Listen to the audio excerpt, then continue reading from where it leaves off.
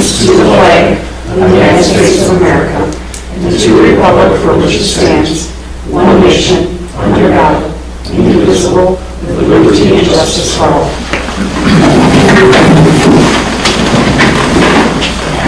Call this regular board meeting to order. Roll call shows all present except for Kelly, who is excused. Agenda changes. I'd like to move B and C around on new business. And next we have the consent agenda, which has the October 4th, 2018 regular board meetings and presentation of counts and other claims against the village. If nobody wants to move those out, we need a motion to approve. I'll move to approve the consent agenda. I'll second that. All in favor say aye. Aye. Opposed? Approved. No public hearing. Doesn't look like we have any pre-registered citizens. Committee reports, public safety. What happened to our meeting? Well, we have to reschedule. I'm on a different medication, kind of put me down for a while, so we'll just reschedule. Okay. Okay? Yeah. Fair enough?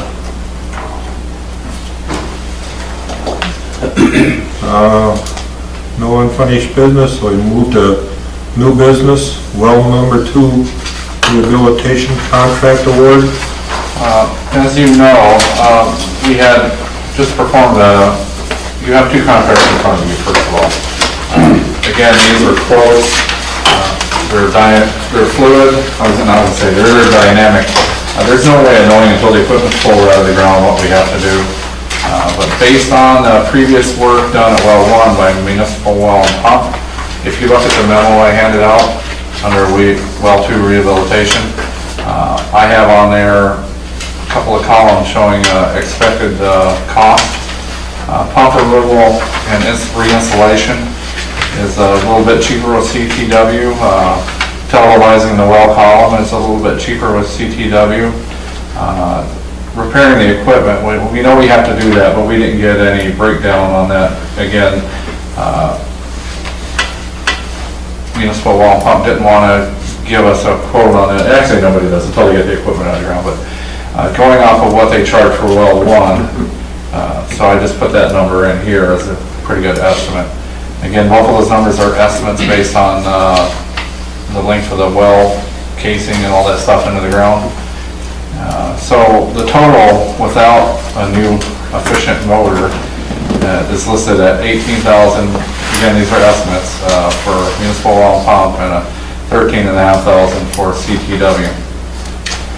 One option that CTW did put in was a new 40 horse efficient US motor. Right now the electrical motor in there is over 30 years old, and I'm pretty sure we can recoup some of those costs relatively quick by getting a more modern, efficient electric motor in there. So since they're coming in right around with the motor, I would recommend going with CTW if we were going to get the motor. Well, even if we weren't going to get the motor, I'm recommending that we allow me to purchase that motor. Again, I'm always leery of having a 30-something-year-old motor on my well. So anyhow, I'm looking to approve CTW Corporation as the contractor for Well 2 rehabilitation. And the lead time is better with CTW. Municipal Well and Pump can't make it up for a couple of weeks yet. So CTW can start right away the way it sounds. What would the total cost be then? Probably right around $18,000 for, again, this is just straight up well repair. We're not going to rehabilitate the column like we did at Well 1. The column was basically seized up. This is Well 2 has completely different characteristics in the water. So there's no column repair work that needs to be done, just the equipment and the shaft and the pump and spider gears and all that good stuff. So, the municipal well and pump doesn't include the motor. No, they don't include the motor, and they're not really showing anything as far as the rebuilding of the pump. Again, they're hesitant to give us a quote or even give us a price per unit for what we call spider gears or spider flanges that hold the well shaft as it spins in place down the pipe. We didn't even get that. We did get that from CTW. So by using CTWs, I was able to at least roughly extrapolate 8,700 in parts from them. So if we included the cost under municipal well and pump, they'd be over 23. Yeah. So by far 18,424. Yeah, and we do get a motor. Yeah, so I'm going to make a motion to approve the contract with CTW Corporation in an amount of $18,424 for the rehabilitation of well number 2 pump. Before you one second, I just have a quick question. So the old motor that's coming out of there, is that something you get to keep? Yeah, I'll keep it. I'm gonna hold on to it. Okay. They're valuable. Again, the $4,800 cost they're charging us for that motor is very competitive. Just me buying a motor is well over $4,000. Just as a backup? Yeah, it's important that, I'd like to save it because I can use it in well 1 if something, a pinch. All right, then I'll second that. Okay. All in favor, say aye. Aye. Opposed? Approved. And we go to C, new business. Recommendation for approval of police union contract for 2019 to 2021. I'll take that one. This started as Russ's project with the police, Brian Barr as the member of the Wisconsin Police WPPA, the acting union. So it was quite a few times back and forth, primarily a revision of language, and the major change in the agreement was establishing the 3-year, schedule for pay for the future 3 years for the officers' pay. Aside from that, it was also reviewed by the attorney, and we've gotten to the point now, other than what Gene had pointed out Tuesday night at the committee of the whole, we wanted to bring up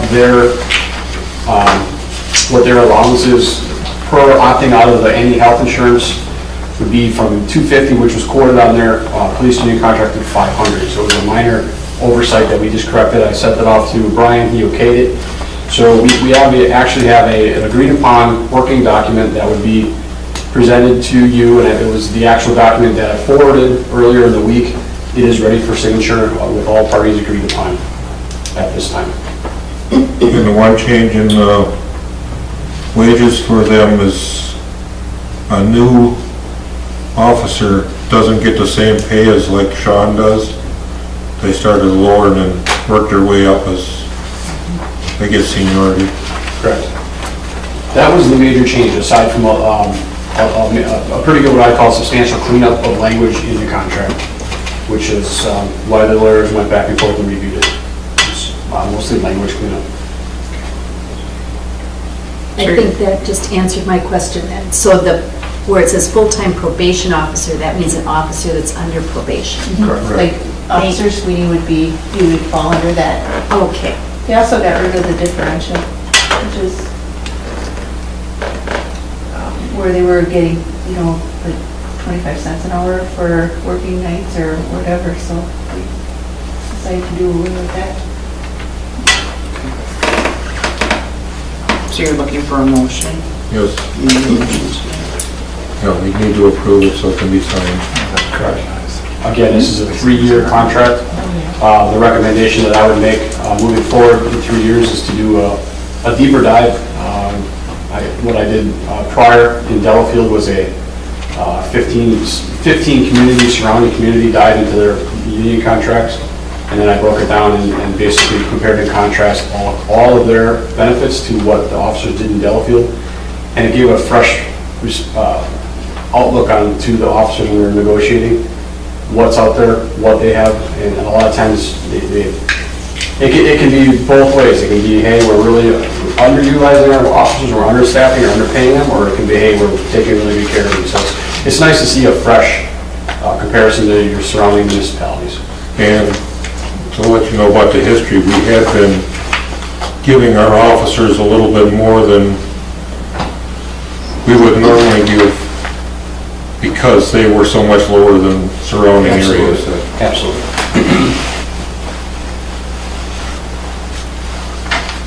So, what is And the feeling of the board? I do have a copy here if anybody would want to review it also before you make a motion. Were you part of this? Negotiation. Okay, Yeah, I'm aware of what went on. okay. And everyone seems good with this? This is, okay. And I'll make a motion to approve the police union contract for 2019 through 2021. I'll second it. All in favor, say aye. Aye. Opposed? Approved. Any other miscellaneous topics for future discussion? I'll just reschedule a public safety committee meeting, probably for, what's the next meeting date? Anything at 5:30 on the schedule I now? was going to say, you wanted to... We're gonna have to spend the whole Oh, okay, 6. all right. You know, this is something no discussion. We'll just schedule. Okay. Any other topics for future discussion? Do we need to discuss the printing of the newsletter at all for an agenda item, or is that going to be discussed? We went back and put it in the budget. Okay, okay, Yeah. We made some other changes that you recommended. thank you. If there's no others, we'll move on to report of village officials, administrator. All right, the handout I created is in front of you. A couple bullet points to go over, last 2 weeks. First one, majority of my time has been spent towards the budget preparation. Like Carl had just said, after meeting Tuesday night, we spent some time yesterday, a little bit of time this morning, rehashing. We are currently working on the wage and benefit report, so we're making certain that with what we are preparing for your approval, we'll also meet with benefits to balance the budget. We also, something that we talked about at the last village board meeting, we were able to speak to Todd Tim with the school district, and we are preparing to present to you in November a new contract from the school. They are also going to be preparing that. November 14th, I believe, is the date of their school board meeting. So after they get approval, that's something I'll put in front of you too for a contract for next year. Obviously, we just signed the police union contract, so that's the third bullet point. I'm also preparing, having received quotes back from Bomar and also a competitive quote from Accurate Appraisal. That'll be another topic that we'll discuss on November 1st. I have those in front of you. I'd like to have a recommendation to pay that 2019 contract for assessment services for the village. I've also worked on introduction and orientation with Mike Summers, moving forward with the recreation programming for the village. That's a contact I want to reach out to and make sure that we're in good standing moving forward into the summer months, and then revisit any and all of our fees and make sure we're in line with the current budgeting process and make sure we're on path for smooth transition into the summer months with the recreation programming. I did have a nice sit down with Joel Gregozeski last week Friday from the town of Greenville. He was out in the area, so him and I met. That relationship has been mended. Him and I are on good working terms, and moving forward, we're going to try to keep it that way. So we did just discuss moving forward with boundary agreements, and we spoke openly about what happened at Allwood Ford. I wanted to get myself up to speed and get a perspective from his side as well, so I was attentive to what he had said. I think he has the same interest as all of us in mind, and that's moving the whole area as one and being cooperative in future dealings. So their drop dead date, and as we discussed, I believe it's in court today, so for their incorporation hearing. So more to come on that. We also have scheduled a We scheduled a meeting with, and Al's aware of this, as is Carl and Bob. We have scheduled a meeting to start further negotiations with the Highway Commissioner of Allegheny County. So it kind of goes along with this, to start possibly working towards the Highway 15 bypass project as well. So with County Trunk TT and Hortonville. So it ties in a little bit with boundary agreements. Today I worked on a hold harmless agreement, and it was reviewed by Bob. He has his recommended changes here, but what's happening is we, upon Officer Sweeney noticing we're having activity at the new landfill or composting area just to the north of the village hall. There is been activity of people hunting on the village property. It's not illegal to hunt within city limits with a bow and arrow. We're just asking that if they do that, they ask permission, and then we're going to have them sign a hold harmless or indemnity page that we had to produce in order to make sure that the village is not held to any claims if somebody get hurt or if anything else would be any negligence. We did take care of it. Everyone's aware that Russ has transitioned out, so I believe I'm in good standing. Everything is, as far as I know, we went through absolutely anything we felt was open-ended. So I have another pile that I'm working on yet to clean up, but for the most part I know at least enough to get through, and I know the contacts I need to make if needed. Carl's been a great help to that. And then just some other office opportunities that I did.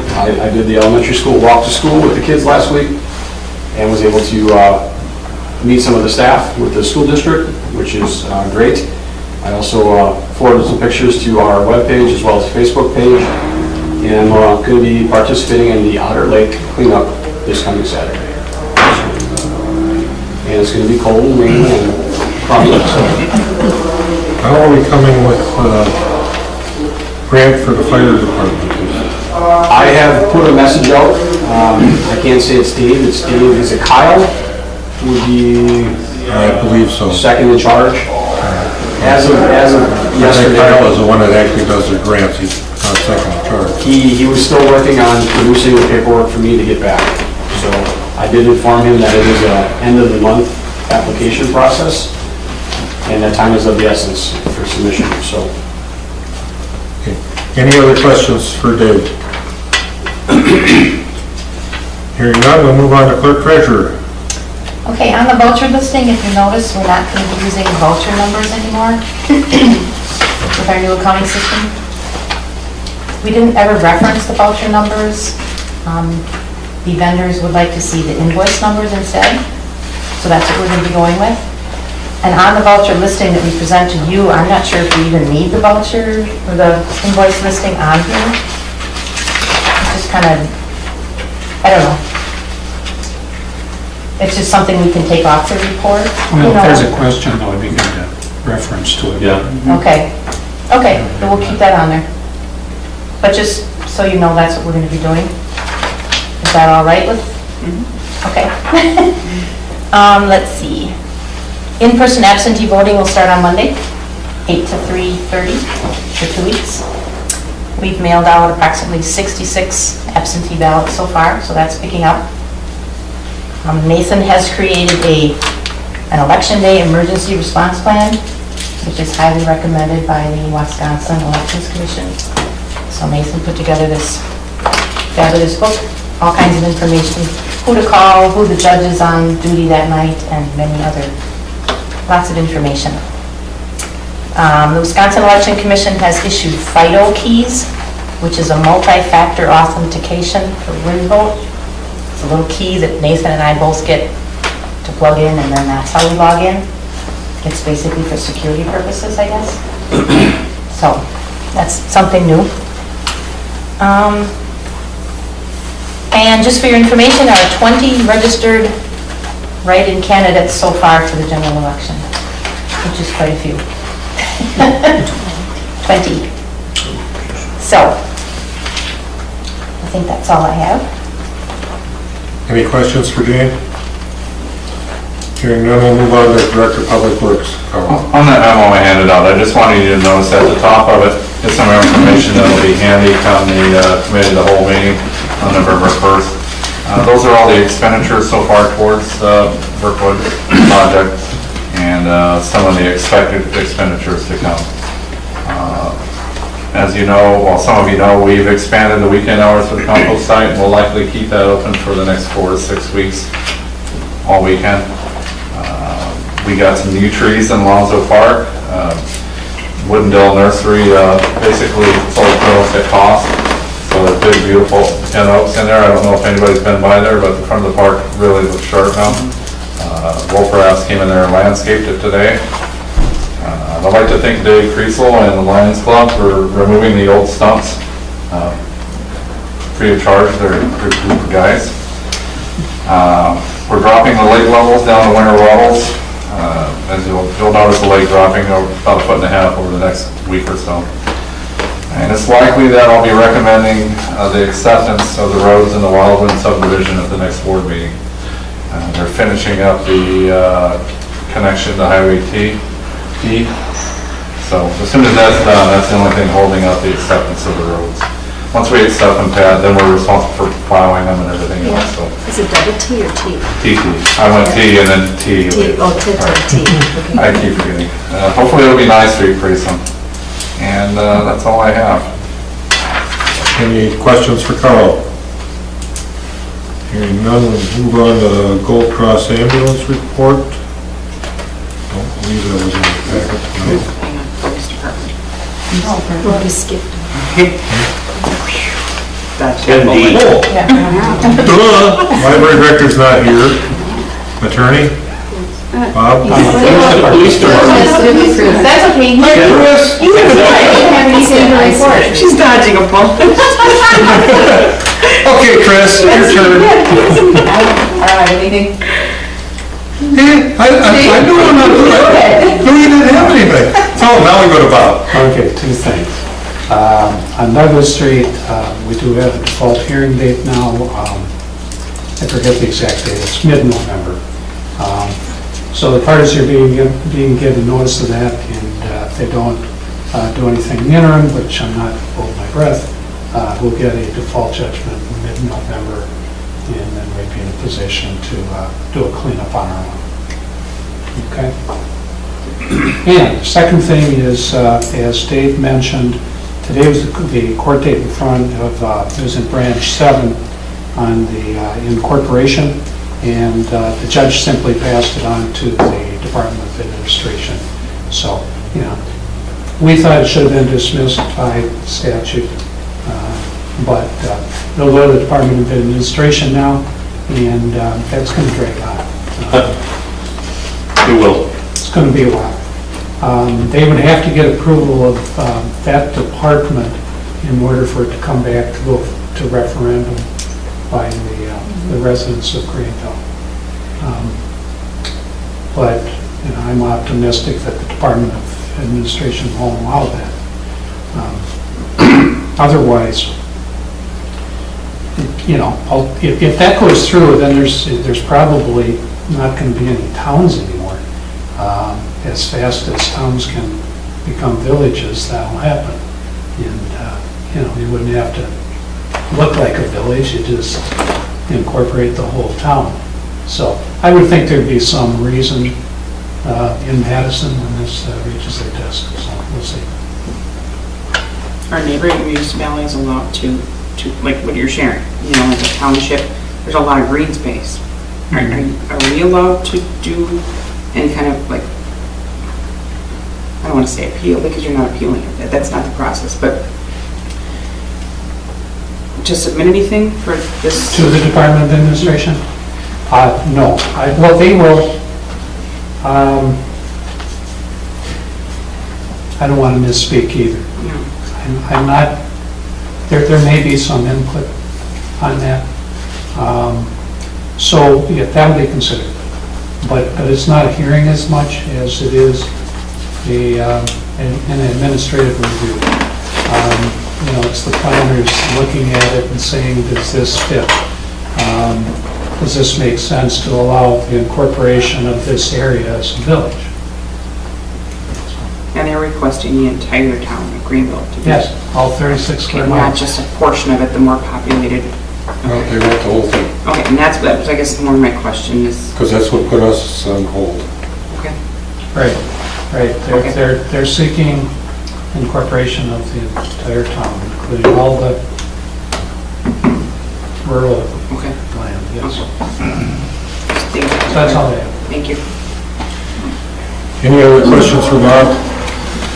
Building permit reports, I think we had that last time. And now I can move on to others. Blackwater Lake District has nothing, Hortonville or 20th. Kelly's not here, so I believe there's nothing there. Gold Cross Ambulance, we had that last time. No, No. Senior activities, did you have anything there? Just remind everyone of the Senior Autumn Fest. That's a week from yesterday, so this coming Wednesday, 12 to 3. I'm going to go down to I think it's the American Legion. Do you know, Peter, that's having the gathering at Forks on Sunday? They're having a bazaar or that. Yeah. Okay, I'm going to stop down there and just let them know about it because of the Veteran Service Office officer speaking. There's a banner out by the road. It's on the bank sign, so we'll hopefully have a good turnout. There is concern about the meal site, not very many people coming. So I don't know how we want to address that, if anybody has any ideas. So much of it is word of mouth and getting people used to going there. We're thinking about having our holiday meal there, if we can finagle it somehow with the county. Usually you have to fill out paperwork. Everybody that goes has to fill out a income statement and a whole thing. And even though there's no fee required, it's a donation. So we're seeing if we can give them the amount of money that we would normally give a caterer just to get people there to have the meal. So we're seeing if that can work out. From what I've heard from some of the people is the type of food that they're providing is not of a quality that they would like to see. Yeah, we've expressed that it's mass production. You know, they cook it for a lot of places, so it's difficult. Plus, there's a lot of standards they have to meet, color and different, certain number of vegetables and the whole thing. So we'll keep trying. Any questions for Pat on the seniors committee? Hearing none, we'll go on to comments of citizens. We don't have any citizens, so then we need a motion to go into closed session under state statute section 19.851C. I'll make that motion to go into closed session under state statute section 19.85, parentheses 1, parentheses C. Can you repeat that?